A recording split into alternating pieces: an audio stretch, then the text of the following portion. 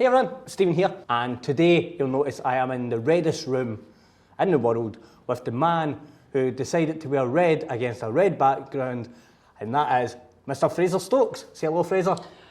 Hi, I'm Fraser. How you doing? I didn't say the joke. So Fraser, tell everybody just quickly a little bit about yourself. I'm Fraser. I'm a magician. I've been doing magic since I got into magic at the age of 6, but I've been performing since the age of 8. I do mostly kids magic these days, but I love stage magic. I tried close up, but not what I do. So yeah, that's me. Stage, kids magic, that's my story. So you do everything apart from close-up magic? Yeah. Whereas everybody else does close-up magic apart from everything else? Yeah, pretty much. What is your origin story? How did you get into magic? Because you hear that on every podcast, so give us the quick story. How I got into magic. So it was basically, when I was younger, there was a joke shop in there where we are just now. I used to go in there and there was like a glass cabinet with tricks, and I would spend my pocket money there. I'd buy jokes and gags, but the tricks always got my interest. So I kind of liked it then. But then when it came to my 6th birthday party, I had a magician. Who was the magician? A local magician, Magic Milky. So he did my party, and he did. If magicians are watching this, they did a colour changing painting, and I went home and I recreated that trick. Right. So just so we know exactly what trick it is, it's the one in the frame. Yeah. It's black and white. Magic. You pull it out and it's coloured in. So did you work it out exactly the way that practical magic sell it? Well, I just guessed the method, and then it wasn't until years later I was like, oh, when I was 6 years old, I actually got the method right. So I had this clipboard. My dad's a school teacher, so he had all like clipboards and stands and things. So I took some of his stuff, made it up to duplicate the picture. Hope I'm not giving anything away. I used tracing paper and I laminated everything. Right. Okay. And cut, it was all by hand. I didn't use a printer. It was a cool wee trick. And what age were you at that point? 6? So that was 6, yeah. So you were 6 and you had... Insert clip of my birthday here. We'll do that in post. We'll insert a wee clip, because you do have the show. I do, I could send you a clip. You've got the show, so we'll insert a wee clip of the colouring in book that inspired Fraser. Yeah. But also, you've got, obviously, it's quite a complex thing for a 6-year-old to work out. It's just the way Is that because you had a slight interest in magic before you kind of maybe understood it, or...?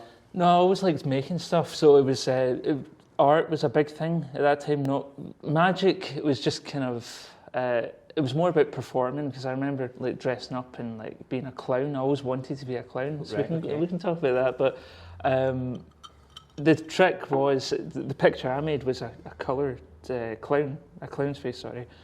So it was that thing of mixing art with performing, and then it became magic. But yeah, it was like I didn't always want to do magic. I wanted to perform. I wanted to create stuff. I liked making stuff. So more of a theatrical kind of background. So you wanted to. I just like making stuff. In West End, a prop builder maybe. Was there maybe that kind of inspiration wanting to do that? Yeah, because as I grew up, I wanted to either be an artist or like a makeup artist. Another thing I looked at, special effects makeup. Like I can send you pictures of that. I was a zombie. I've been Mrs. Doubtfire. I did the whole cast. I remember the Mrs. Doubtfire. Yeah, so there's a story in that as well, but maybe I can tell you that later. Obviously, you've done you got the magician at your birthday party. Yeah. You worked out how to create that. How do you transition from 6-year-old to, when I first met you, you must have been 10, 12 maybe? Yeah. I was going to say 12, but... Yeah, that's right. How did you transition from the kids magician at your party, working out the colouring, the colour changing photo and stuff like that, into the stuff that you were doing when I first met you, which was mainly kids magic? So yeah, from that 6th birthday party, there was a couple of years of like kind of getting into magic and just performing in general, but it wasn't until I moved house at the age of 8, so that's like 2 years later. You know that thing when you unpack boxes when you move house? You find things. You're like, where did this come from? Lost. And opened up a box, and there was a book on how to make your own magic tricks. And of course, I liked making stuff, and I liked magic at that time. But finding that book made me really like magic. So from there, I started like putting on wee shows for friends and family, and then they bought me all the magic kits that we all do. So you'd do wee shows, like if you were maybe at a friend's house, you'd do Yeah. 5 minutes, you'd do a 10. Like, Yeah. It's like stand-up comedians, they always Exactly. do a 10 spot in a show, but you were doing the 10 minutes at your friend's house when you went round for dinner or when you went out to play. That Yeah, kind of thing. exactly. But the thing is, they all knew exactly how the tricks worked, but they were just being really nice and encouraging me. So, but yeah, then from there, I would get money at Christmas to go to Tam Shepherd's. I'd spend £200-300 every Christmas at Tam Shepherd's. Do you remember how you found out about Tam Shepherd's? Because it's not an obvious place to find. No, Unless you know what it is, I actually you don't would know. go to it. I think possibly somebody said, "Oh, do you know there's this magic shop in Glasgow?" And I would have went, "Oh my God, I need to go there." But I don't actually remember the first time I went there. So it's just always been kind of part of your life. It's always been somewhere that you've went. I mean, obviously, I've had that experience we've all had, where we go in and there's Roy, he demonstrates a few things, and then you walk out with more than you intended. So, Yep. And when we say Roy, we mean Roy Walton, the card magician, who has recently passed away, but he's written some great books on card magic. Yeah. Now, for years, I thought Roy Walton was someone else. And the guy I was talking to... it was Tam. Exactly. I thought he was Tam Shepherd, right? So, and he would show you things like the dynamic coins, the paddle trick, all these basic, a thumb tip with a hanky, all these basic things. And then I actually went in and he'd done card warp, and it blew my mind. Oh, yeah.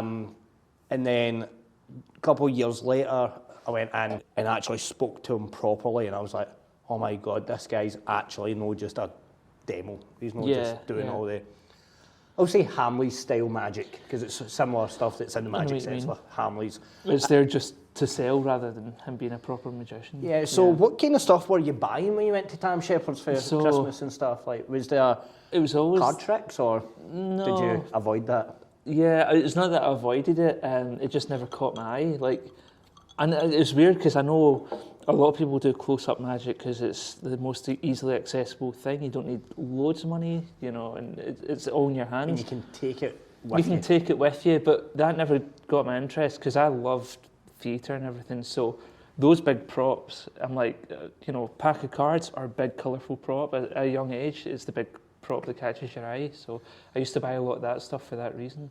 So what kind of tricks was it? Like, obviously, was it mainly kids or stagey stuff? It was a mix, because I've still got a couple of things. Like, I've got an Attaboy, if you know that trick, you know, it protects your card. And then I've got like the original Dove pan that I bought. And just like, and then a few kids things like Hippity Hop Rabbits I used to buy, sliding die box, all these different things. So there was a mix of like kind of proppy stage stuff, and then very obviously kids stuff, and then from there, you know, having all these kids props, it's very easy to then start doing shows for families. Build a kids show based on what you've got. And yeah, exactly. like, I remember when I first met you, it was all kind of big things, bright, colourful, and looking at it, and it was like, right, he's a kids magician, but you're a kids magician doing kids magic for kids. How did that kind of come about? Like, what age were you when you done your first kids show? Your first proper paid, not just for friends. Paid. It was actually 8 years old. Wow. Round about, yeah, so that's why I always say to people I started at 6, but I was performing from 8. So 2 hours, that's a long time. 2 hours. So yeah, it was 8 years old. It was my local fun day, and I wanted to be, at that time there was like Dynamo and everything. I wasn't too keen in Dynamo, to be honest, because it was not my style. But I knew that, you know, people wanted that kind of cool style magic. So I can send you photos of this as well, or videos. So I was basically doing like a mix of that kind of cabaret prop type magic, but kids magic. Right. But I was dressed in a waistcoat and like, I called them drain pipes, but they call them skinny jeans now. I call them drain pipes. I had them on, like the spiked up hair. So it was this weird mix of like kids magic with trying to be cool. And that was at the fun day. But then I realised it was mostly kids just watching it. So over time, because they booked me each year, I think the first time it was probably like 20 quid they paid me for my benefit. But everybody's first gig is somewhere between 20 and £50. Like, my first one was £50, and I thought I had made it. I'm like, this is showbiz.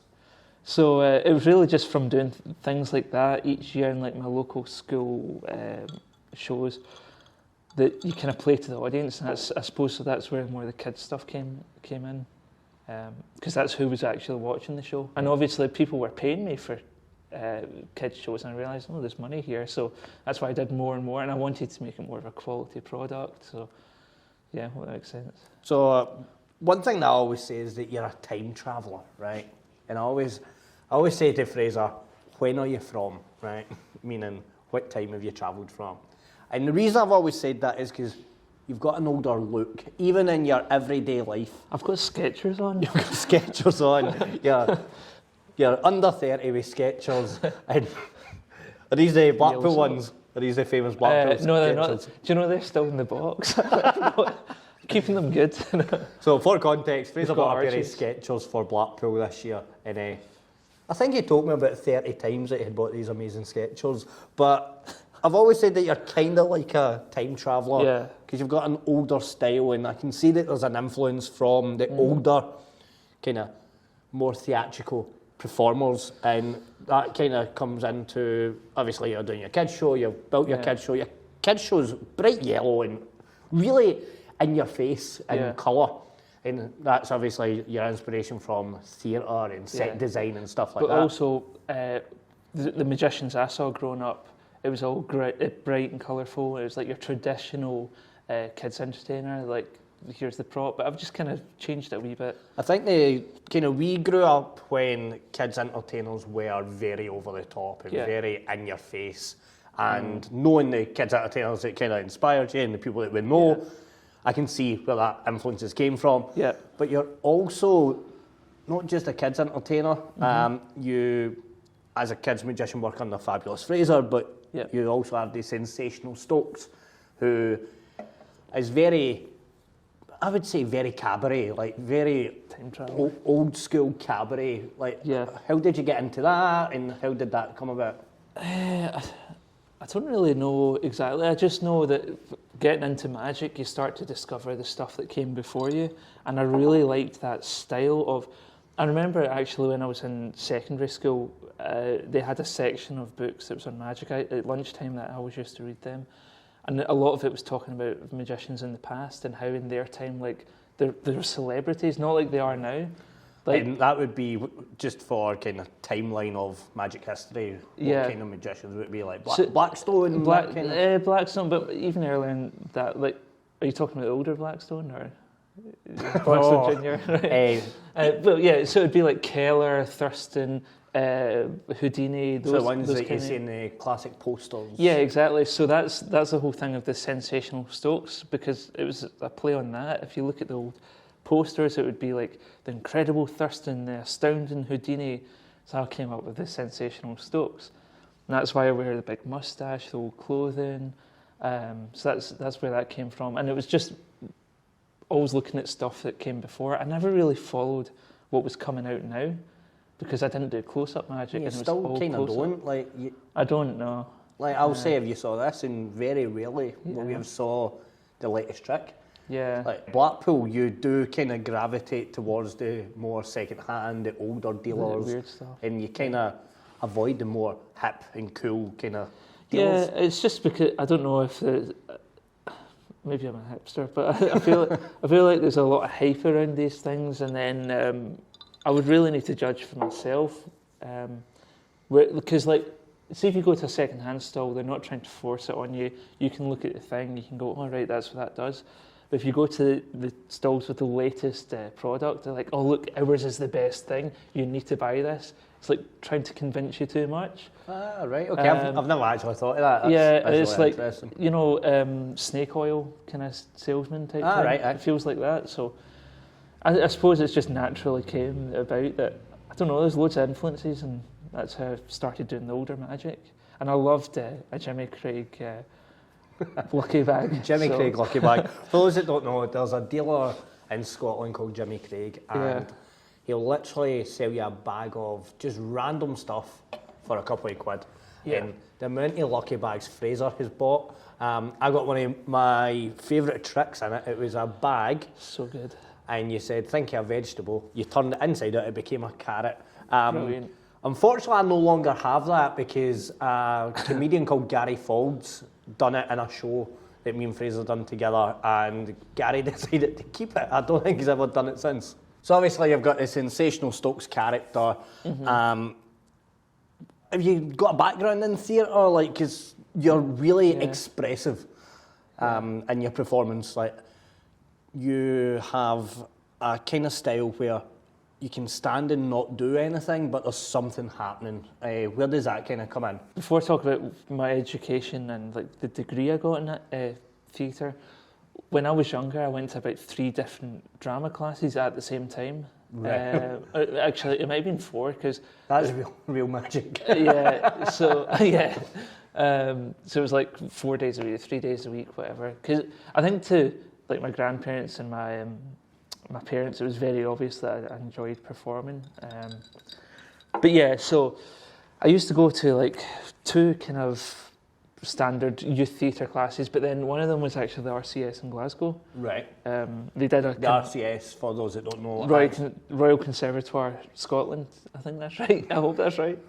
And what is it? So it's an institution of arts. It's rated the 3rd best education building or place in the world for the arts. So they teach music, theatre, like directing, lighting, rigging, all that kind of stuff. So there's people that come from all over the world just to study acting there. There's Ian McKellen's been there.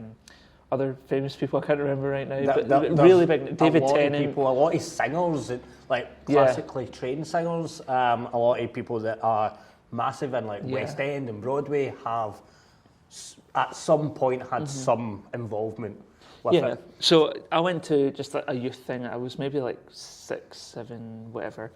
But it was still it was a good experience. And I'd always forget my shoes. I just remembered this. Like every week I'd forget my shoes. My grandfather had to go and buy me really cheap shoes. And just keep them in the car. And keep them in the car. So that was a funny thing. But then as I got older, there was no no education path for being a magician. But I still wanted to perform, and obviously there's that social pressure of people expect you to finish school, get a degree in something, and then work. Do they what I call the average life? Where you go to school, you get your degree, you get your trade, you work your trade for 30 years, you retire, you enjoy 10, 15 years retired, and then you pass away. So that's pretty much it. You were trying to find a career path to fit in magic, or were you just interested in acting as well and thought, I'll go down that route? It was kind of both, because I genuinely was really interested in studying that in some capacity, theatre, but also I knew it would complement very well with the magic. I went on to Ayr College, studied 3 years there, and then I did a university degree in Paisley, but this is where it's weird. I know what you're going to say. Yeah, I've told this to everyone. So the degree in Paisley, it was taught in a college. It was a university degree from Sunderland, so on paper I'm a Sunderland student. But it was a 3-year course taught in 1 year, so I did 3 years worth of work in 1 year. And when I got my graduation, I had to go down to Sunderland to get the certificate, even though I'd never studied there. You've never been to Sunderland in your life. So I still get the emails, I'm a Sunderland student, but I've never studied there in my life, so there you go. So obviously you've got your acting degree. At this point, what are you doing magic-wise while still studying? Are you doing shows, are you doing gigs? Yeah, so just kind of, like, obviously you get your student loan, and that helps tip things over. But yeah, then I'm doing just the usual thing of getting bookings at the weekend, and I call them bookings, not gigs, because I just value them a bit more. But yeah, I had bookings at the weekends, and that would just tick along nicely. But I hadn't really pushed myself in terms of advertising at that point. And it was just kind of happening organically. Yeah, word organically. Of mouth. You've done a couple of gigs here and there. It's bookings. Sorry. You've done a couple of bookings. You've then got one from that. It's that got kind another of thing. one. And it's just steady, not manageable. Exactly, because I'm studying, I don't want to be like overwhelmed with that. So, yeah. And then when you left college, what did you do? Like, where did your career, your magic career go? So I remember the second, I think it might have been the day after I had left university, I registered full-time self-employed. Yeah, so I did that, and then I basically worked for like a year building like the website, all the logos, buying backdrops, sound system, really making an effort to make it a proper product. So investing in yourself. Investing, yeah. So, and it was that thing like people, like you get it, you're in the industry, but people around you just don't get it. They're like, oh, right, okay, you're self-employed, why are you not getting the work now? Because it takes time, you know. Yeah, it's like, I remember I was listening to a conversation with Gary Jones, and Gary said something to the effect of it takes 10 years to become an overnight success. Just, yeah. And I think the main thing that you done was invest in yourself. And that's a thing, like, I talk about this quite regularly with Paul Martin, where it's, you're doing this stuff, you're doing all this grinding and working away, chipping away. You're putting money in, you're losing money in theory, because every penny you get, you're putting in, and then slowly you're building your product, you're building your brand, your reputation, and then you've got this, now, a couple of years on, you've got this bright, vivid, like fun-looking show, you've got all the props that you need, you've got the sound systems, you've got all that, so you can now add an extra X amount on top of your fee. But I think that's what a lot of people miss. They're quite happy just doing the thing and then that's it. Whereas, like you say, it's reputation. You're delivering a product. If you were to hire a painter and decorator and they're like, oh yeah, we'll just slap some wallpaper on. Well, you know, you're not going to recommend them to anyone else. You're paying for. That's why, I've got a pet peeve about that. That people that don't have a website for their product, like you need to know what it is before you buy it. So I think for magicians, a website is really valuable. Yeah. Like way more valuable than people realise. A lot of my work comes via my website, but it's from people I've met at wedding fairs, people on social media, but I drive them to the website because that does all the selling for me. Absolutely. Yeah. I spent ages on my website and it never ends updating it, does it? It's like, I realised I'm getting old, right? Because I've got photos on my website where I went, oh, I look awful young, right? And they were like 5-6 years ago. So in the grand scheme of things, it's not that long ago. But I don't know if I've maybe just had a stressful life over the last 5 years and I've aged a lot. But you've obviously built your brand slowly. Yeah. Where did your career go from there? Did you go to private events, holiday parks, which are popular? What did you do? Yeah, so obviously parties, like, I mean, I do obviously kids parties, but you get booked for even like adults parties, like, you know, for an hour, and weddings, or could you do stuff for the kids? But the kind of show I do is always, I like to think of it as a family show, because I really do stuff for the adults as well, to give them a good time. So when you say family, you're aiming at them, the mums and dads. They enjoy it. Yeah. The kids enjoy it. The mums and dads go, the kids are enjoying it. I'm happy. Yeah, so exactly. The selling point before they've seen you is that it's a kids show. But when you get there, you give them a family show, and then they leave even more surprised. And if the thing is, if you're better than they expect. Exactly. Yeah. If you make the adults happy, the kids are automatically happy. It's just the way it works. But yeah, from there, looking back, where did I go from there? I basically, I did all the kids' parties, and then I started to get booked for gala days and fun days, and then I started doing stuff with bigger things like museums, the council, and once you get in with all these people, they tend to book you again, or put you into leads with other places. And then I covered a holiday park one time for a magician, and then I got in the loop with one of the biggest agency for holiday parks and entertainment in Scotland, and now I get a lot of bookings off of them. I say a lot, I mean, it's that kind of holy grail of the midweek booking, so Yeah, they definitely help there. Something to do on a Tuesday night. Exactly. Tuesday afternoon, Tuesday night. Yeah, because everyone wants the weekend, and it just means like you've got 5 days where you could be making money doing shows, but nobody wants a show during the week. And I think that's one thing that a lot of magicians kind of take for granted. They go, oh, magic can only happen at weekends. And that's maybe why a lot of people don't go full time, because they don't know what to do with the extra time. Like, you'll know what I'm like. Yeah. I have 101 things happening. Yeah. And I think that's just, trying to get the bookings, but also going, how can I maximise this and make it a business rather than... Hey, there's a term in wrestling, they call it a weekend warrior, where you only go out Friday, Saturday night, because you work 9 to 5, but in order to make it as a magician, I think you need to do the weekend work. So the holiday parks do that, you're doing the kids' shows. The holiday parks have been good, a real boost. As well as that, you also have entered competitions, and you love a magic convention. Like, I love conventions. Yeah. You can see the grin on my face.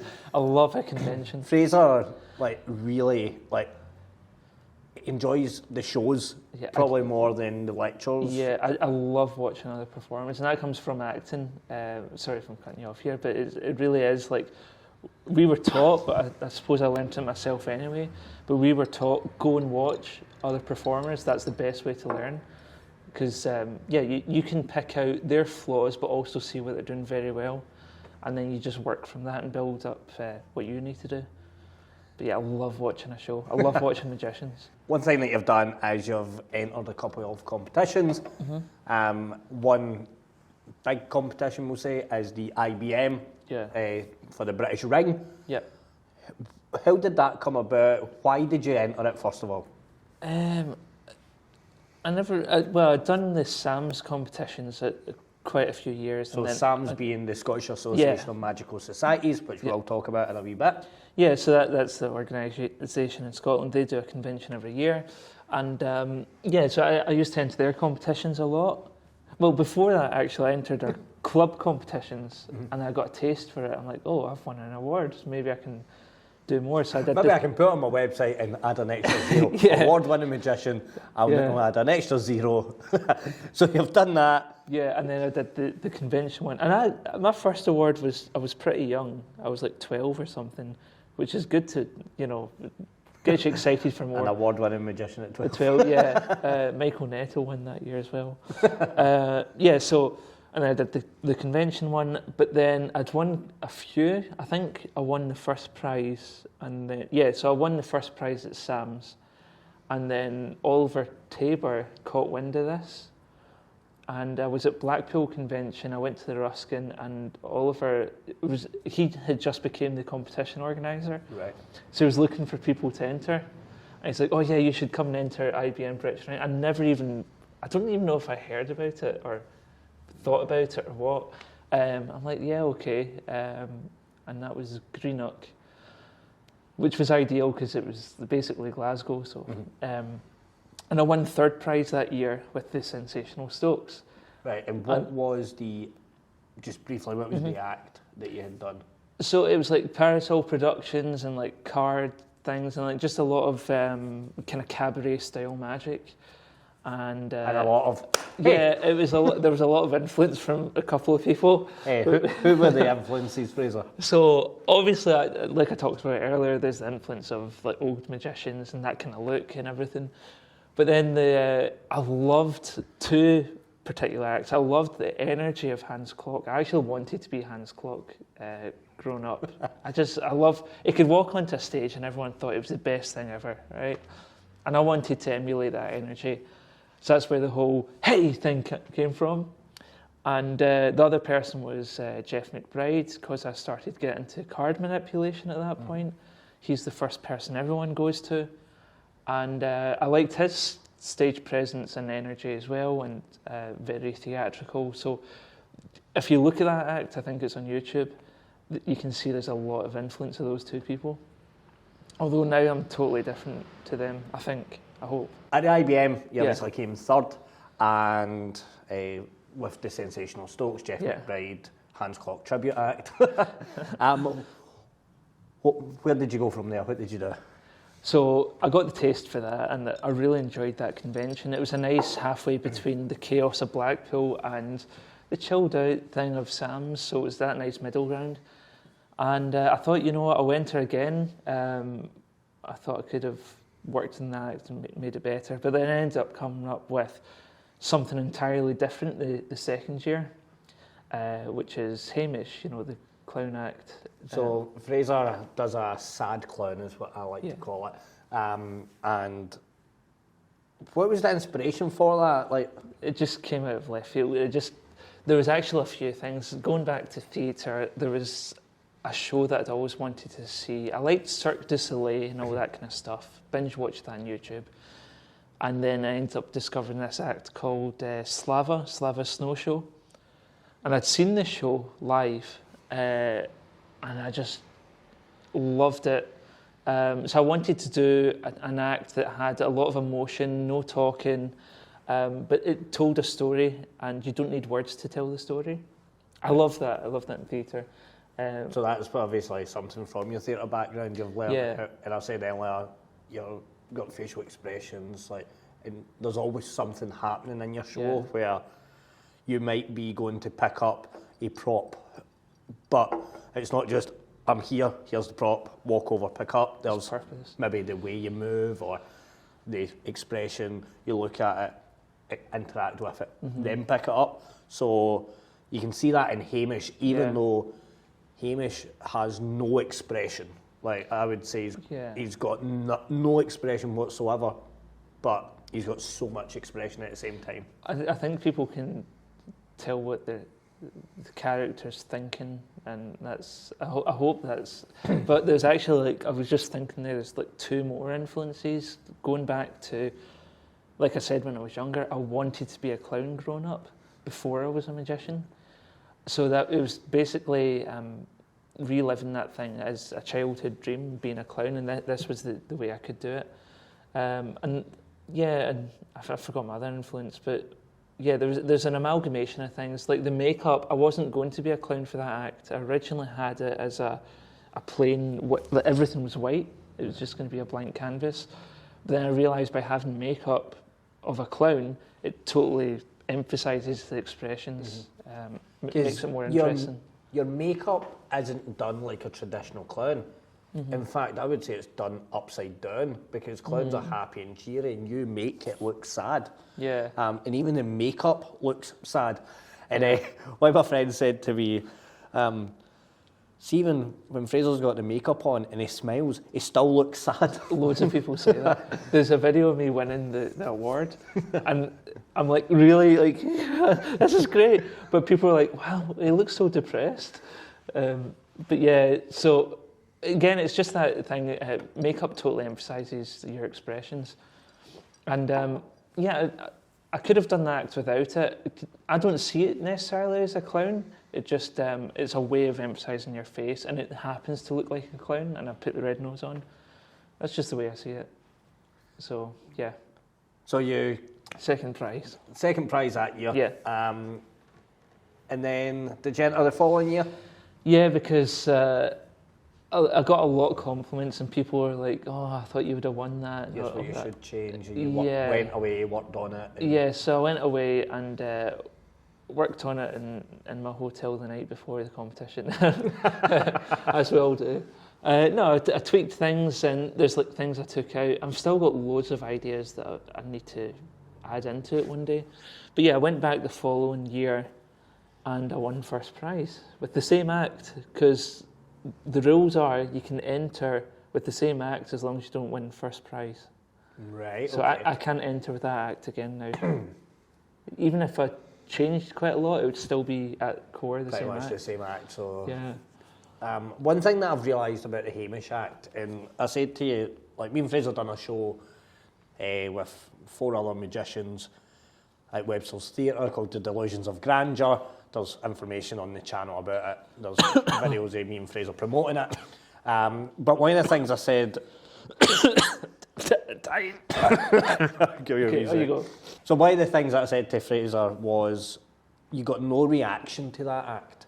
And what I meant by that was, there wasn't a clap, there wasn't a gasp, there wasn't a laughter. People were just literally sitting like this, watching it. Yeah. And I think that's a big lesson for a lot of magicians, because we want the validation, and the way we get the validation is, yeah, whoa, you're amazing. Yeah.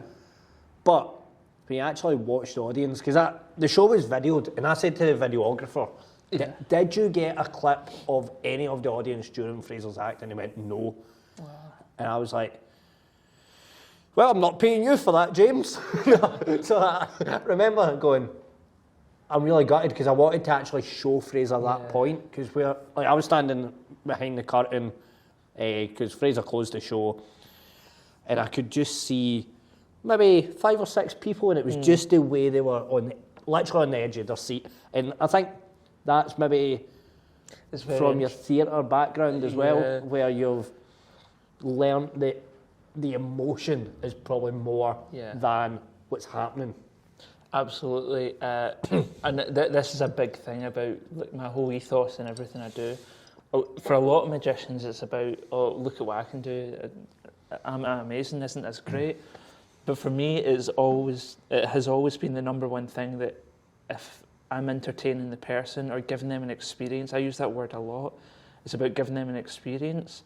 You know, like when you watch Titanic, right? And, you know, Jack dies and you're very sad. Spoiler. Yeah, oh, sorry if you've not seen it. But yeah, you're very sad. It's like, or Marley and Me is a great example. Like, you know the dog's going to die, yet you still watch it. But it's because we're having an experience. It doesn't matter if it's a happy experience, sad experience, it's an experience. And it's like the famous quote, people won't remember what you've done, they'll remember how you made them feel. Yeah, exactly. So if you can do how can I explain this? Do an average magic act, but make emotion, it'll take it from there to there. Yeah. And then, obviously, if you do a good act with the emotion, it takes it from being a good act to a great act. So it can really level up the act. Yeah, I've only ever been interested in how it appeals to an audience and not how it makes me feel. I think that's important. Obviously, I want to be proud of the work, but I think that's important. But yeah, I realised a lot of people don't know how to react to that kind of act. Like you're saying, I did it one time in the same theatre, actually, as part of a clown cabaret night. And now every act before me was a comedy act. Right. When I came on, I was doing something emotional. Just before you go on, with everybody being a comedy act, they've got that pattern of ha ha ha, clap, interaction, joining in, and then you're coming in. Yeah, then I come in and they don't know how to. They think they're supposed to react one way, but then they realise halfway through the act. And again, you see this in the video. So like the first bit of magic that I do, so I make the lamp appear. So that's technically the first bit. But then a hanky turns into like a ball. And, it's a magical thing. But because they've seen comedy up to that point, they assume that's supposed to be funny. And then the whole audience erupts in laughter. No one else has done that, but they did. But that's the awkwardness of how do I react? This is what I've been doing, so this is the social norm. This is how I've been conditioned. But they found it. But then after that point, they realised, oh, hang on, there's a story to this. So it's inviting them into that world. I just thought that was interesting. Just shows that the magic you do can elicit different reactions in different environments. Yeah. You know, I can do an Omni deck and get a great reaction at a wedding. I can do it at another wedding and get no reaction. Yeah. And it's not because I've done something different. It could be the environment. So it could be in a 5-star hotel, I get no reaction because people don't behave like that. Whereas in a 2-star hotel, maybe they're a wee bit more. Why did you point at me? I don't know. But in a 2-star hotel, they're maybe a bit more rowdy, so there's more energy. Yeah. And I think that's one thing that magicians need to learn, like it's environmental. The environmental, like I said in the chat that I had with Charlie, people always want that, wow, David Blaine reaction. Yeah. But sometimes getting no reaction's better. Yeah. And I mean, this is where close-up and stage really differ, because with stage, you can tell your story the same every time. People will react differently, whereas I feel with close-up, you have to adapt to the environment, and you do have to tweak things. So there's more control in a stage environment. Yes. Most venues have a lighting rig. Most venues will have a microphone, a stand. Yeah. The same kind of structure, whereas, going into a wedding, if a table's slightly closer to another table, it's harder to approach that table.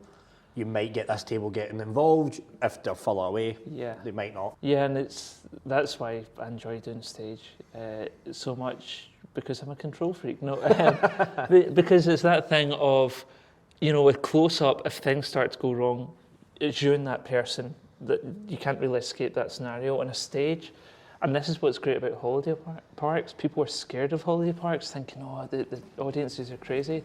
But the thing is, you've got the stage, there's a bit in front of you, then the audience. There's a literal threshold. Because there's normally a dance floor. Yeah, this is your space, you're safe up here. They can, be on their phones, be distracted. At the end of the day, you're doing your thing, and if they want to watch, they watch.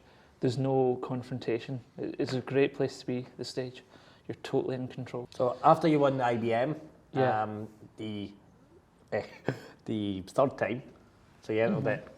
You must be one of the only people that's entered in 1, 3rd, 2nd, 1st in that order. I think so. Back to back. Possibly I'm also the only person, or maybe the youngest, to have won the Manipulation Awards twice in a row as well. I don't know, but magicians do that. They always look for, am I the first to do this thing? An angle. It's like, if you dig deep enough, you can always go, I was the first magician to do this. It's like when magicians put, and hotels do this as well, like they won an award in 1996, and they'll say, a winner of the prestigious award. But they take the year out. They take the year out, yeah. So, what award did you win? The IBM? Yeah. Doesn't matter that it was 2019. The IBM, we're good at computers. So you obviously love a magic convention. Yeah. You like a magic club as well. You like the environment of that. Have you ever thought about maybe being a president of a magic club, or? Yeah, I became president of Kilmarnock Magic Circle, believe it or not. Our local magic club. I'm the vice president at the minute. Andrew. Stephen's the vice president. Andrew's the current president. Andrew's a very interesting guy, actually. I've had a lot of influence off it. You should interview. We could do that interview with him. I think you should. That'd be cool. I think he's like. Oh. Yeah. So what you'll notice is this is a wee bit darker because my battery-powered light was only half charged. So Fraser, obviously we're just talking about there, Andrew being the president of our local club, and he's like, nobody will know who he is. Like, very few magicians will know who he is, but he's a really interesting guy, and he's got good psychology when it comes to magic. Good. I think he could easily write a book under like a pen name, just be one of these underground people, like like Erdnase kind of thing. But yeah, Andrew Erdnase, is that not the name? Yes, Andrews. There you go. Yes, Spears. Andrew Spears. So I'm now the secretary of that club, and Andrew's the president, and you're the vice president. I'm the vice president. So it's all the young folk. And one day I'm going to take over. Literally, I'm going to become president. But you're currently the president of the Scottish Association of Magical Societies. What is the Scottish Association of Magical Societies? So the Scottish Association of Magical Societies, SAMS, we'll just call it SAMS, is an organisation that's been going for a very long time, over 70 years, and they basically help, two things. They promote the art of magic in Scotland, but they also unite magic clubs across Scotland and share the love of magic in Scotland. That's why it's called the Scottish Association of Magical Societies. So this is the kind of it's an umbrella. The boss of all the clubs in a way. It's a way of uniting all the clubs in Scotland, and so this year is their 70th convention, but this is where it's interesting. It's the 70th convention, but not the 70th year. Right. So, and there's a few reasons for that. Obviously, the pandemic knocked off like 5 years, whatever it is.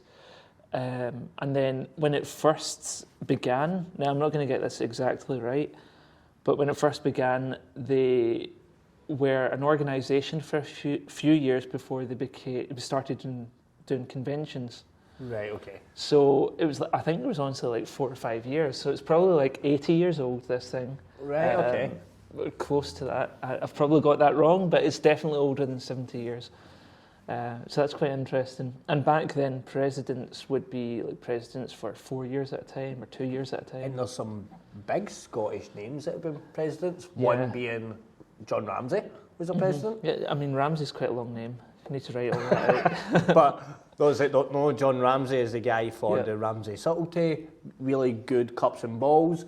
He's also, don't know if you know this, he's the only magician to have a public garden named after him. I was just going to say that, yeah. Which we're literally round the corner from. Get a wee shot of it. Insert my very old photo from 10 years ago here. But That's fascinating. there's also, so they do a convention every year. I remember my first convention was in Greenock, which there was some good lectures. I went for one day. It's a 3-day convention. Yeah. Well, 2.5. Yeah, two and a bit. Two now. One and a half. 1.5. Basically, I remember I went on the Saturday and there was a couple of lectures. That's where I first actually spoke to Andrew. Like he was at the club, but I had never actually properly spoke to him. I spoke to him and his girlfriend at the time, now wife, Nicola. I spoke to them, and I remember seeing some good lectures. One lecture was Dave Forrest. I remember he might have been the first live lecture that I saw, which probably mine as well. That might have been your first convention. Yeah, no, my first one was actually the year before Montrose. Right. I think it was the year before, but I only went to the dealers and the nighttime show. Ah, right, okay. So I never saw any lectures. So obviously you're the president of SAMS. Yep. Part of that role is with the committee to organise a magic convention. So tell us a wee bit about the SAMS convention. Okay, so I looked at this and there's a really cool way of me boiling everything down. So we've got 5 talks, 4 shows, 3 competitions, it's 2 days and it's one wonderful convention. So there we go. Very good. Where is it and when is it? It's Largs. It's held on 4th and 5th of May 2024. And so it's a 2-day thing that's taken 4th and 5th of May. And some of us are meeting on the Friday night before. So if you want to come down, mingle, hang out, meet up with old friends, meet new friends, talk magic, everyone's going to be in the hotel, and it's the Willowbank Hotel that we're doing that. And we've got a big theatre show in the Barfields Theatre, which is on the same street as the hotel, 5-minute walk. So there's a lot happening. Perfect. And what's on at the convention? So you mentioned 5 talks. Yeah, so the 5 talks, I'll tell you about them just now. Yeah, cool. So talk number 1 is going to be a talk from Alan Duncan, which is a history of SAMS. It's going from the beginning of SAMS to current times, but he's doing a particular focus on the competitions. Yeah. So he's going to say who's won what, and he's told me he knows who has won the most awards of all time at SAMS, and he's keeping that a surprise. He's not told me. I've got a rough idea who it might be. I've got a rough idea. He did tell me there was one particular year one club just kept winning awards. Right, I know who that is. That's definitely, it has to be KMC. It's got to be Kilmarnock, yeah. Yeah, because there was one year that it was just like me, you, Andrew, Martin, like all the young people were entering the competitions. I think we might have won everything apart from 2 prizes that year. I think so, yeah. One of the prizes being second place in stage, and the person that won that is maybe who's won the most awards. You think? Interesting. So I'll tell you about the next lecture. We've got Alan Duncan. Then we're going on to Dave Forrest, we spoke about. So he is. So just before I talk about Dave, the thing about the lectures this year is I'm trying to cater, as president, I'm trying to cater to what people actually want to see at a convention. And the people I've spoken to, the number one thing is they want to see more close-up stuff. Now, as you know, I don't do close-up, but going back to caring about what people want, that's what I'm doing. So we've got Dave Forrest, who I loved watching all those years ago. He's doing really creative close-up magic, using methods and techniques no one else does. So we've got Dave Forrest, Oliver Tabor. He is doing a lecture on openers and closers in magic with a wee bit of stage, but it's focused on close-up. We've got the wonderful sensation that's just going leaps and bounds right now, Nicola Arcane. She does everything. She does it very well. So yeah, we've got Nicola and of course Richard Wiseman. Richard Wiseman. Yeah. Who is he's amazing. Amazing. Yeah. And what's his talk going to be? It's psychology So and yeah, magic? I said to him, you could talk about anything, Richard, and it would be amazing. So I've just passed the reins to him. And the thing is, he's always got new ideas, so I think he just wants to talk about his latest thing. That's the kind of guy he is. But yeah, it's going to be magic, psychology. He told me there's a prize, and it's on the description of the lecture. There's a prize of a packet of peanuts for whoever can come up with the most creative use of a sponge ding dong. I don't know what that means, but I think it sounds very exciting. I want to go to his talk just to see the sponge ding dong theories. Yeah, so there's that, and it's co-current with, I don't know if this is officially announced, I think it is, but he is releasing a new book. Imagine that, imagine Richard releasing a book. But this one's aimed at kids, and it's how to manage their emotions through magic. So it's coming in at that angle. I might have that a wee bit wrong, but it's emotions and magic for kids, so it's quite interesting. So that book hopefully will be out at that time. And also, you've got that, but you've also got an amazing gala show. Yeah. And I want to talk about each act individually because, it's a show I'd happily pay to go see. It's a show that, some of my favourite acts are on it. Sorry, my friends are on it, but let's start off with the show. First of all, the host, who is a good friend of mine. Me and him have a running gag where I literally see him everywhere. And when I say everywhere, Tesco. I'll go to wrestling. You live in the same town. We live in the same town, everywhere. So, who is it? So, the host is Billy Kirkwood. Billy Kirkwood, who is an award-winning comedian. He is a commentator for ICW. He's been on BBC. Yeah. I think he's won a BAFTA as well, really? for a few things that he's been in. And West FM. Hosted local radio here in Ayr. And he's just done everything. I would say he's one of the best compares. I've done comedy nights and I've saw Billy do his stand-up itself, but I think he just excels at hosting. Yeah, so it was a natural choice. I thought of him way back when I became president, 2019, 2020, whenever it was. He was definitely on the hit list, and we were lucky enough to get him. Because he's mega busy. He's mega busy, and it's that thing of, he's got strong local appeal, but I'm not booking him just in that merit. I'm booking him on the merit that he, like you say, he's amazing at what he does. He's very funny. He can work on the fly. Working on the fly. My lecture from Sam's. Sam's. I've got the notes. He's the host. I think he's just going to do an amazing job. He's done loads. So, and he's excited to do it because he does Interteasement in Glasgow, but this is a pure magic show with a couple of variety acts, which I don't think he's done before, so it's exciting for him as well. So that's the host. Shall I tell you about the other acts? Yeah, so you mentioned variety, someone that Billy always worked with, would be Daiquiri Dusk. So, I didn't want it to just be a straight magic show because as much as I love magic and the audience probably love magic, it becomes samey and you lose their interest. So we're breaking up with variety acts, and Daiquiri is doing hula hoop art. No, she's a hula hoop artist. Artist. No, they miss out hula. If you're a pro, you don't say hula. If you're an amateur, you say hula. So it's a hoop artist. And she's incredible. She's really amazing. Good and she's always coming up with new stuff. I see on her Facebook she's putting new tricks that she's learned. And what's going to be cool about this is she's doing LED hoops, so it's a bit more pizzazz, a bit more showbiz. So that'll be really nice. I'm looking forward to her. And then also you've got a ventriloquist, which I like a good ventriloquist. And who is that? A guy that people say I look like, right? Oh, really? You can see the resemblance a wee bit. Yeah. So who is that? Lee Milne does a lot of stuff all over Scotland, holiday parks and the likes. But we've got Lee doing ventriloquism because, again, it's going back to that thing. I've wanted to break the show up and I wanted something a bit different. I really enjoy it. I'm the same as yourself. I enjoy a good ventriloquist act.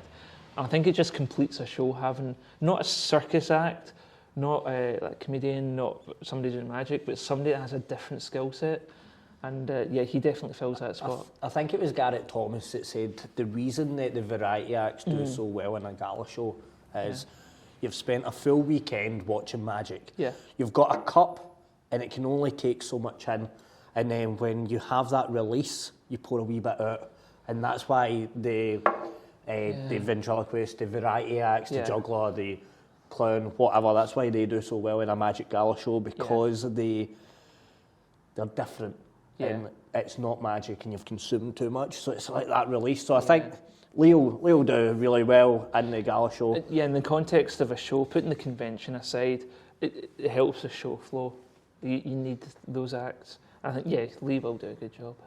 So that's the variety side. We've got the host, Billy. We have the hoop artist, not hula hoop, the hoop artist, Thackeray Dusk.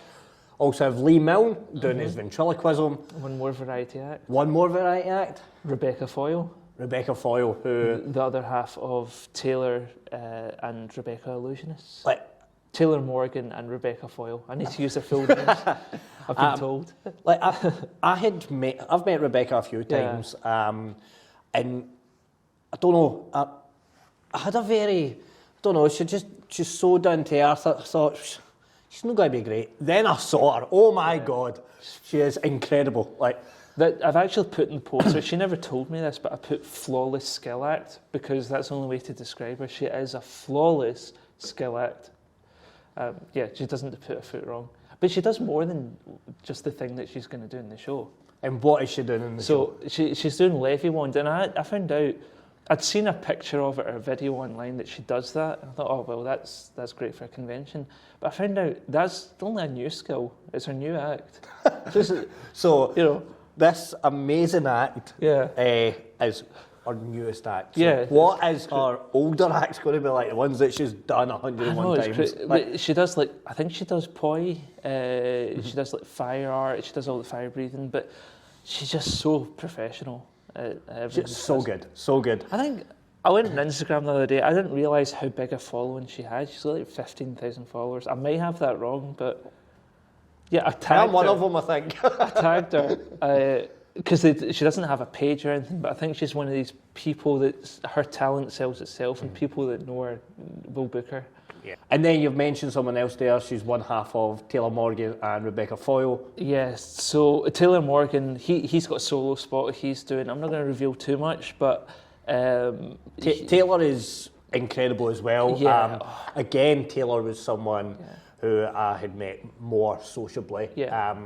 I went to a friend's wedding that he was a guest at. I think that was the first time that I met him, and obviously he worked in Salou with my friend Mandy, who I spend a lot of time with, so I know a lot about Taylor, and I've heard a lot. So we're all connected. Yeah, and then I saw him at the IBM for the first time. I was like, right, okay, that's not what I expected this guy to do. Like, if you've ever met Taylor, you'll go, that's not what I expect him to do. Yeah.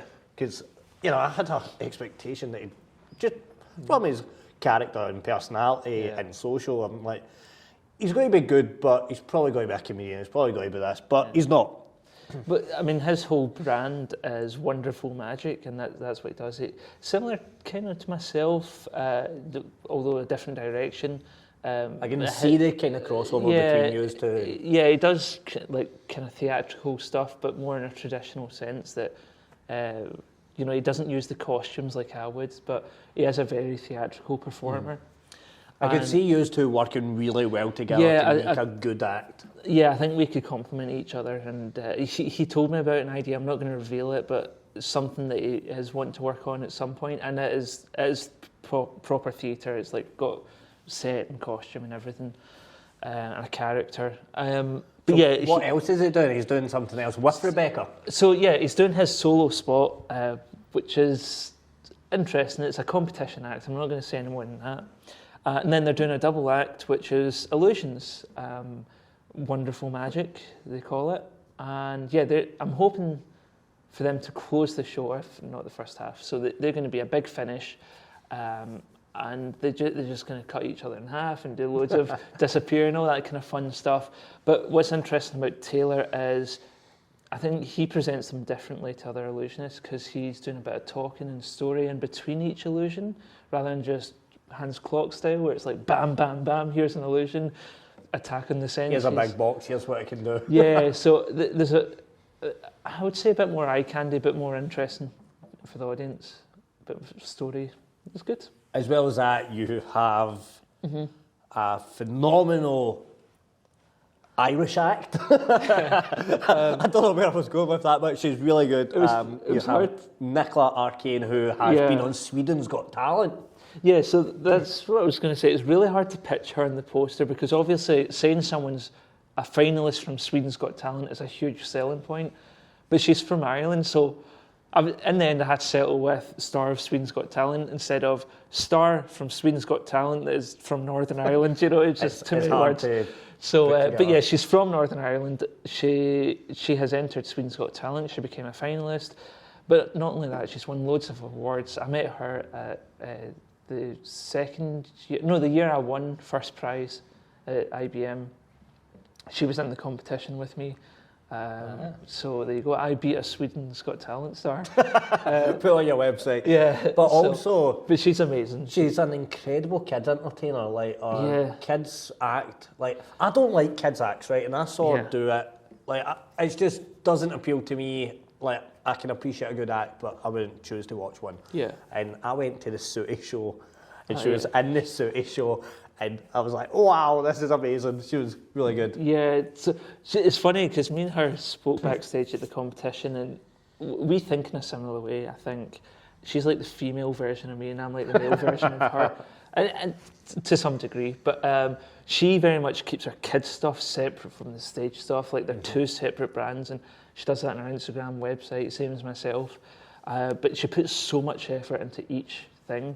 Like you're saying with the kids act, it's like, she's got this character that's fizz whiz pop, and the antics that this character gets up to, and the wordplay. She says things like what's her words? If something goes wrong, rather than like I would say, "Oops a daisy" or "silly cookie," whatever. She goes, "Oh, dearie doodles." You know, it's so fitting with her character. So yeah, she's got a background in theatre as well. I believe she's got an interesting story how she got into magic, but maybe I won't go into that. Maybe in our lecture she might talk about it. She might talk about it, but she's interesting. She started off in theatre and then got into magic, so yeah, she does a lot of cool she's stuff. Doing a theatrical spot, so yeah, not the kids stuff. Not booked her for any kids stuff.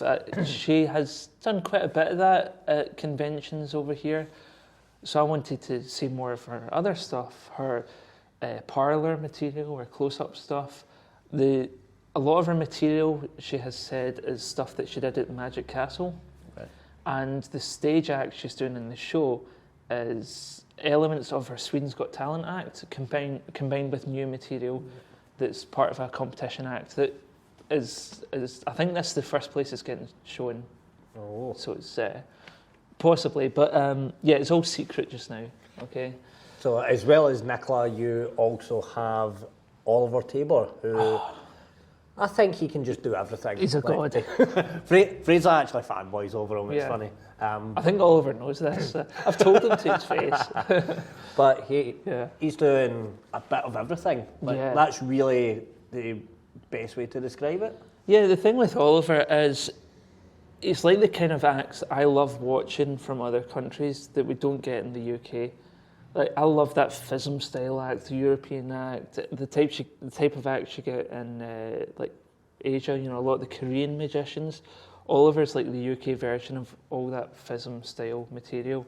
He does the stuff that he wants to do, and yeah, we've got him doing his FISM act in the gala show. So I'm super excited about that. I'm not going to lie, I watch that maybe once a month on YouTube. Maybe an exaggeration, maybe not. But yeah, so he's doing that. He's also doing a second act, and he has said if he's got everything up and running in time, it's going to be a new act that he's never performed. So that's pretty cool. But yeah, he's also lecturing, and we're hoping he would do like a bit of the close-up show and late night show. So he's going to be there all weekend doing everything. Like you said, mentioning the late show, he's going to be in it. Yeah. So, and Okay. I think that late show is going to be. It's going to be good fun. It's going to be good fun. It's going to be. You're a maybe team worth captain, aren't you? Without exposing anything, Yeah. yes, I am. But I think it's going to be different from any kind of late show that you've saw. Can't wait. Yeah. So you've got one more act left, and that is Olivier. Is that how you say it? I think it is. I'm guessing it is. It's not Oliver. It's Olivier. It's got a wee I after the V, which a lot of people miss. So yeah, Olivier. He's just insane. He's this rising star from the Netherlands. So he's coming over. It's a special treat for us. First time in the UK performing as part of a convention, and he basically, I think it was like 3-4 years ago, discovered manipulation magic, and he's just totally locked onto that. And everything he can consume on the subject, he's done it. He's learned all the skills. And he's insane. He's Manipulation, completed it, mate. yeah, he's got the T-shirt and everything. He's just insane, and I think he's 14 just now, but I was told that when he's over here in May, he will be 15. And the skills he's got is just Especially honestly, at that age. at that age, it's like, yeah, he's actually got a wee team behind him as well. Team Henning. It's like his mum is his manager, but he's got a guy that's been doing magic for a long time is like a mentor. He's had lessons with Jeff McBride. He's just done all the right things so early on, and I'm telling you now, he's going to be worth a lot in the future. He's going to be the next, maybe not the next big thing, but a big thing. And in terms of manipulation or a FISM type act, he's definitely going to go places, I think. Yeah. He can travel the world, that's for sure. So it really is an all international variety show. Mm-hmm. We have European champions. We have people who have been on TV. Yeah. Sweden's Got Talent finalists. So it really is an international act. How can people get tickets if they're just in the area of Largs? How can they get tickets So for it? you can actually go into the Barfields Theatre and buy a ticket in person, or you can phone up. If you do the physical meet up or phone them, it costs us a commission. So please just go into their website and buy a ticket. All info's on there. You just look for Barfields Theatre Largs and you'll get tickets. You can also go on the Sam's Facebook page and see some more about the acts, a little bit of details, synopsis on the show, but also there's a QR code on the screen here you can scan to get to, no, I don't know if you add that in. I'll add it in post, so there's a QR code. So you scan the QR code. I'll also put a link in the description for where people can get I've just tickets. forced that on there. It's all right, more work for me to do. But also, easy if to get people are interested, information's on the screen. But also, you're doing the convention. You mentioned that there's 5 talks. Yep. There's, 5 talks, 4 shows? 5 talks, 4 shows, 3 competitions, 2 days, 1 convention. The 4 shows, what are the 4 shows, just quickly? So we've got the close-up show, that's the first one. We've got the gala show, the late night show, and then the following day we have a closing show, and it's new this year because we've got a solo fringe style show, which to my knowledge and to the knowledge of other magicians in Scotland, there's never been anything like that at the Sam's Convention before. So something different. That's something different, and that's really what you're trying to do this year. Test the water, do things that are different, and get... Still keep a rough, similar format to previous years, but also introduce a couple of things that I know people are wanting to see. You know, I actually did a survey on it, and one of the top things is, in terms of shows, people wanted to see a solo fringe show, so give the people what they want. Simple as that. And then the ones of the best friends, you've got to give the people what you want.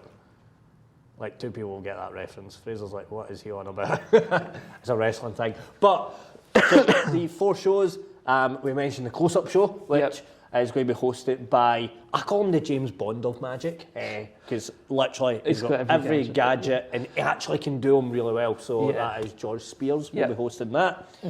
You also have The Late Show, which is going to be hosted by Callum James. Yeah, funny guy. And it is, the best way to describe it, it's like, never mind the buzzcocks, mock the week, whose line is it anyway? Meet magic, basically. Yeah. And then, what was the other show? You have the Gala Show, which we just spoke about. I'm really pitching that hard because that's for the public as well, and to me, magic's always, like, magicians are very much like this. That's their thing. But I want the public to enjoy it, so is that. And then you also have the ending show. Can we say much about that? Yeah, we can. So Nicola Arcane, I mean, she's doing a lot over this weekend. I don't know how she's going to find the material, but there we go. She's, again, just compliment to how amazing she is. Credit to her. She is doing the Fringe show, and it's going to be about 45 minutes to an hour of parlour-style magic. It's going to be quite intimate. It's going to be in the hotel function suite, so like maybe it's like 50 to 80 seats. And so she's doing that all by herself, and it's just before the last event. So it's a night, the last event being our closing meal. Closing meal, which is the awards for the competition, the speeches, the handover, the formalities. Exactly. So like just before all the formalities, but it's nice to have a closing show rather than finishing on a lecture, because I always feel like you finish on a lecture, you buy the products, maybe go to the dealers, and it just kind of fizzles out. But where a show's like, boom, it's finished, it's like, it's a good way to finish. So I'm really excited about that. And then you've got the competitions. Yes. So that is the close-up, the stage, and the kids' competitions, and they're always good. You like watching competitions. I love competitions. I enjoy a competition. And I think there's going to be someone that maybe sneaks in and that we might not be aware of, or there'll be a surprise. There always is. Always. I know a couple of people have entered. I'm not going to say their names, but there's a couple of people there I think will really, they'll put something special together, and I think they stand a good chance of winning. I'm not going to say where they're from or who they are. I'm sure you probably know who I'm thinking of. I genuinely don't know anything about who's in, because I don't know exactly everyone that's entered. I know a couple who definitely have. We've got the stage competition, which is where my heart lies. We've got that, and then we've got the close-up competition, and the kids one.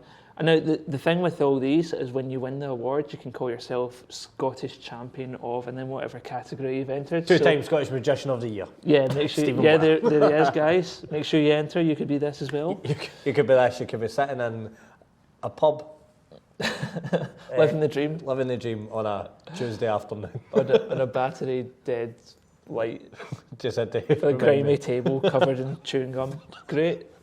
Living the dream. But and then the stage and close-up are full. Not full, we can still accept a couple more people, but they can go ahead. We've got enough entrants for that. Kids competition, there's not been much interest, and that, again, is just a reflection of what people want at the convention now. It's just the way magic's moving. It's the way it's moving. It used to be like the kids competition would be the one that filled up the most. Mm-hmm. Now a lot of the kids magicians, family magicians, prioritise their work. So we're hoping we can get some entrants. If you want to enter, get that title on your and you're a website. Member of a Scottish Magic Club. Yeah, exactly. Yeah, you have to be a member of a club. Just get in touch with Fraser, and he'll put you in touch with the competition organiser and get that arranged. But it sounds like a really fun-filled weekend. Yes. It's in Largs, where if you want a good ice cream and a Guinness World Record chip shop, you've got everything. That's all you need. That's absolutely all you need. We, do you want to know why I chose Largs? I think there's a story, There's a few places I looked at. So I've been president or vice president at the time since 2019. So it's been on the books for a while. Back then I looked at Troon because I grew up in Brassey, which is a part of Troon, another seaside town, where we have had a convention before. Didn't go ahead with that. In fact, when the last Sam's convention was in that's Troon, right. Fraser, you entered a competition. Yeah, me and Stephanie. Stephanie Yeah. Della Blair. That's where Me I and met Fraser Mandy. done a double act. Yeah, I met Mandy there as well, who became The wee man. part of my life. But we done a double act and we performed in tune. In tune. We were singing. We were singing. We performed in tune, and it's really defined our careers, hasn't it? We've done that well from that competition. Yeah. So, do you want to say the act or like? Basically, me and Fraser thought it would be funny to do an illusion act. So Yeah. Fraser has a Harbin style zigzag. I believe it's an original 1970s one. It's been around a long time. It's been around a long time. Fraser bought it, and I went, kind of as a joke, we should do a double act. And he went, but illusionists should really have a beautiful female. I'll be the beautiful female. So I put on a dress, and Fraser went in the zigzag, and I danced a bit on the stage. Now, Lovely. I will put some footage of this on the screen. But you wanted to do a convention in Troon. Yeah. That obviously scarred you in that traumatic experience. But this is when and I also looked at Ayr. I really seriously considered Ayr, and I've got all the paperwork from way back then, because I was going to book the Gaiety Theatre. I've done quite a few shows there. I love Ayr because it's my local town. I'm here quite a lot. So those were the two places at that time. Then the pandemic hit, so those died. And then after the pandemic, I lost my gran. She, not from the pandemic, just time caught up with her. So she lived in Largs, and I thought, well, Largs is a natural choice. They've got a beautiful big theatre, can fit 370 people. They've got the hotel where my gran's funeral was, so we were having the funeral, and I'm like, you know what, this will make a cracking convention. We booked that hotel, and that's the reason it's in Largs. And you know, it's just I used to go to Largs a lot when I was younger. It's a really special place. It's great for a convention. It's one of these places that the high street isn't dying, which is nice. It's very much alive. It's very There's touristy. also a few small businesses as well. Yeah, Andrew has his business there. So it is quite a, what's the phrase, vibey place. Yeah, it is. I'm not doing with the kids, so I don't know if that's and the there's right people, phrase. there's people with money there. So putting on a show there, you know, the theory is we would be people we would have people that aren't scared to spend money on a ticket and have a good night out. So And it's going to be a great, Yeah. going to be a fantastic gala show. It's going to be a great convention. Yeah. Like, as a smaller convention, it's not like Blackpool, yeah, but you get to see everything that's on, Yeah. which is really good because you're not going, oh, this is on, but I want to watch this. Yeah, there's if you want to watch no something, clash. you'll see it. So, and it's quite intimate. Everybody kind of knows each other, but also, if you're there, you'll be welcomed in. You know, it's not like you're going to be not part of the family. You'll probably want to come back next year. Yeah, exactly. And that's the nice thing about this convention is, like you say, there's no conflicts in the schedule. It's very chilled. If you want to go, like if there's an event you're not interested in, you could go away for an hour, have your lunch early. Go get a Nardini's. Exactly, yeah. Which is an ice cream shop. You could go get a Viking chip shop. You could even go on the boat to Millport and back. Yeah, you probably could actually. And cycle around the island. But yeah, you just come back, see the things you want. And that's, again, that's the nice thing of having 5 lectures, 4 shows. There's plenty of things. If you just wanted to see the shows, totally worth the price. Just wanted to see the lectures, still worth the price. So yeah, it's pretty exciting. I'm looking forward to it. It should be a good weekend, and I think we'll wrap it up there. Okay. One last question. Yeah. What's your plans for the future with your career? Like, Make it to the end of the week. Make it to the end of the week. Career. The thing is, I've got, like a lot of us, I've got 1,001 ideas. I've got notepads filled with stuff. There's like a few core things I would love to do. In terms of acting, it's been my bucket list since I was a kid to be in a pantomime. Oh no, it's not. Hey! Yeah, exactly. So I would love to be in a pantomime. I want to do a proper big family show that's in the style of like the Singing Kettle. If you know the Singing Kettle, it's a Scottish entertainment phenomenon. Yeah, I mean, really, to date, to my knowledge, they are the only act to have sold out the SECC. And it was SEC. SECC in Glasgow, the Scottish Exhibition and Conference Centre. More than anyone else. More. Yeah. No one else has beaten it's the something record. like 50 or something like that. It's like a ridiculous Yeah, number. it's crazy. They've sold a lot of shows. And this is a venue that has had some of the biggest acts in the world. I've went and saw wrestling there. They have a big carnival every year. Oasis have headlined it. Like big international singers, Metallica, things like that. I mean, a big act, so I really want to... I grew up watching them, and I want to emulate that with the magic and do a show in that style. Obviously, I'll never be them, but I want that kind of feel about it. So that's the kids. I want to do a pantomime. And then in terms of stage stuff, I really want to have a solid 10-minute act that gets a bit of... not fame, but just gets well known around the world, and then I could maybe travel with it. And another thing is, I would love to do a 1-hour show that I could take on cruise ships. I could tour around the world with that as well. And something else that I've kind of helped you with is the Fringe. Yeah, so that's the idea with like the 1-hour show. It's a Fringe style show that can fit into most spaces. Obviously, it would need a minimum like kind of theatre feel about it. But yeah, I want to do a Fringe show and take it to the Fringe, see how the response is, tweak it, and then take it elsewhere.